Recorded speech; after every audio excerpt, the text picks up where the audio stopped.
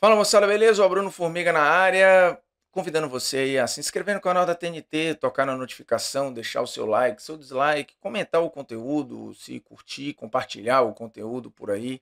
Porque é o seguinte, chegou a hora de separarmos homens dos meninos. Vai começar o mata-mata da Copa do Mundo de Clubes. E se você estava em Marte, eu vou lhe atualizar. De um lado da chave, nós temos Palmeiras contra Botafogo. O vencedor desse duelo encara Benfica ou Chelsea, que se encontram numa outra oitavas de final. Inter e Fluminense estão desse mesmo lado da chave e enfrentam o vencedor de Manchester City ou Al Hilal. Então esses são os confrontos de um lado da chave. Do outro lado da chave temos PSG contra Inter Miami. O vencedor desse duelo pega o vencedor de Flamengo e Bayern de Munique. E mais embaixo temos Borussia Dortmund e Monterrey, que pega o vencedor de Real e Juventus. Alguns confrontos têm uma carinha ali de Liga dos Campeões da Europa, né? Outros confrontos têm cara de Libertadores. Por exemplo, a gente já abre com esse gigantesco Palmeiras e Botafogo. Times que vêm decidindo campeonatos enormes nas últimas duas temporadas, tiveram mata-mata em Libertadores, tiveram mata-mata não mata-mata, mas jogos decisivos dentro do Campeonato Brasileiro. São os dois últimos campeões brasileiros, diga-se de passagem. E acho que o Botafogo chega num momento um pouquinho melhor. O Palmeiras é um time muito forte, é um time muito acostumado a esses momentos decisivos, mas o futebol apresentado de plano de jogo nesse Mundial, para mim o Botafogo apresentou algo um pouquinho melhor. E aí tem um outro porém. O Palmeiras do Abel tem tido muita dificuldade contra o Botafogo, tanto que desde aquele 4-3 lá no Newton Santos, que o Endrick colocou o jogo embaixo do braço, de lá para cá o Palmeiras não ganhou mais do Botafogo e foi inclusive eliminado. E viu o Botafogo ser campeão brasileiro na última temporada. Então eu acho que aqui é um jogo muito tenso, né, com os duas equipes se conhecendo muito. É verdade que o Renato Paiva chegou agora e tal, e é verdade também que o Renato Paiva conseguiu virar uma chavinha aí nos últimos jogos antes do Mundial e principalmente dentro do Mundial, mas antes disso estava sendo criticado e com alguma razão o jogo do Botafogo não engrenava e tal. E tem uma diferença, né? O Botafogo contra Atlético de Madrid, contra PSG, ele não foi o protagonista do jogo, ele se defendeu e deixou o PSG e Atlético jogarem e foi muito preciso na hora de atacar e tal, principalmente contra o PSG.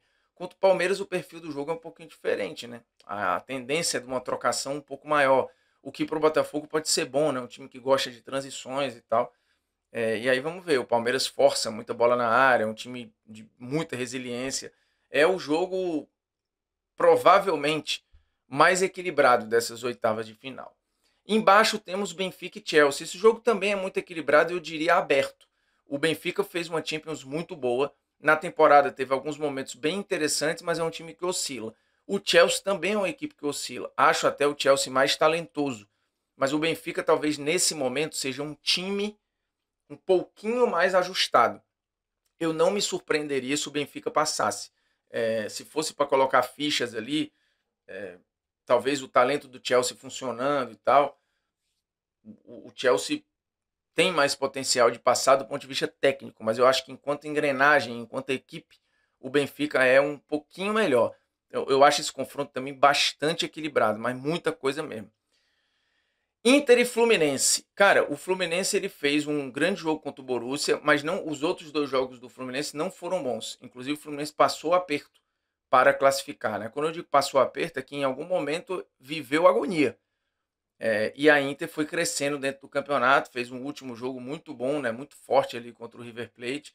É um time muito físico, mas com uma transição muito boa. E aí eu acho que dá Inter de Milão. Manchester City ao Hilal. O City tem sido, talvez, não é a grande surpresa, porque né, é o City. Mas olhando para a temporada, é uma grande mudança para a Copa do Mundo de Clubes. Até aqui é o único time com 100% de aproveitamento. Goleou a Juventus na última rodada aí da fase de grupos, garantiu o primeiro lugar e vai pegar o Al Hilal, que tem uma cara de time europeu, né, por conta da escalação e tudo, mas não acho que vai resistir ao Manchester City.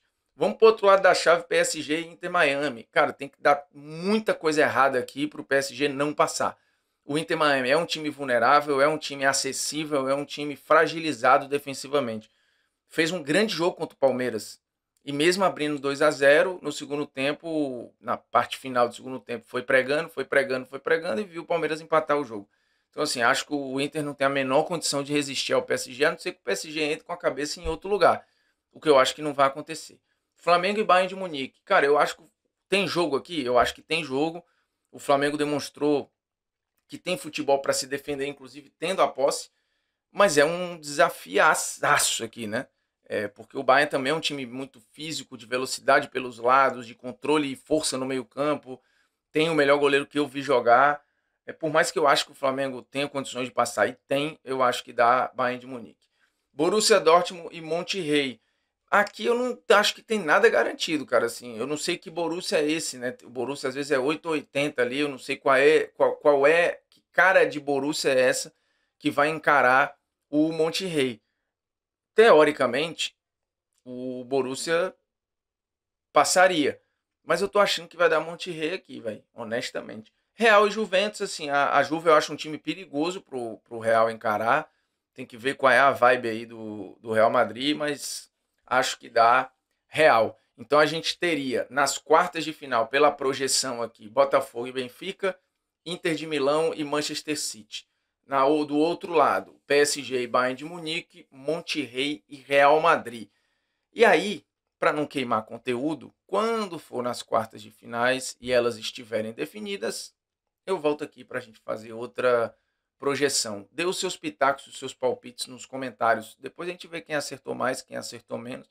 Mas, de novo, aqui não é nenhuma cagação de regra, nem um mandinar.